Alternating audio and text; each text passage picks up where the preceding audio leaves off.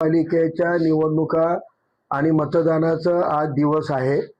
आज 15 जानेवारी रोजी मतदानाची तारीख असून काल मुंबई येथे मातोश्रीवर भारतीय जनता पक्षाच्या केंद्रीय कार्यालयातून दिल्लीवरून मिश्रा नावाचे एक ग्रस्त काल रात्री मध्यरात्री 3 वाजता मातोश्रीला येऊन उद्धव ठाकरेची गुप्त भेट यांनी घेतलेली आहे।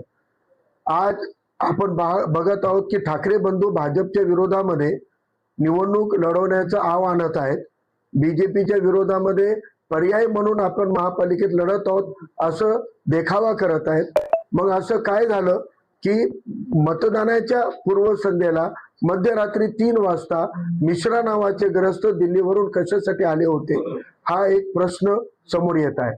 आम्हाला मिळालेल्या सूत्रांच्या माहितीनुसार त्या बैठकीमध्ये आज कोणकोणत्या जागेवर एकमेकाला मदत करायची आहे, संभाव्य निकाल लक्षात घेता महापौर निवडीपर्यंत आपण कशा पद्धतीनं सोबत येऊ शकतो, म्हणजे उद्धव ठाकरे यांची शिवसेना आणि भाजप हे एकत्रित येऊन महापौर देण्यापर्यंतच्या नियोजन कालच्या त्या बैठकीमध्ये झालेलं आहे, अशी आम्हाला सूत्रांकडून माहिती आलेली आहे।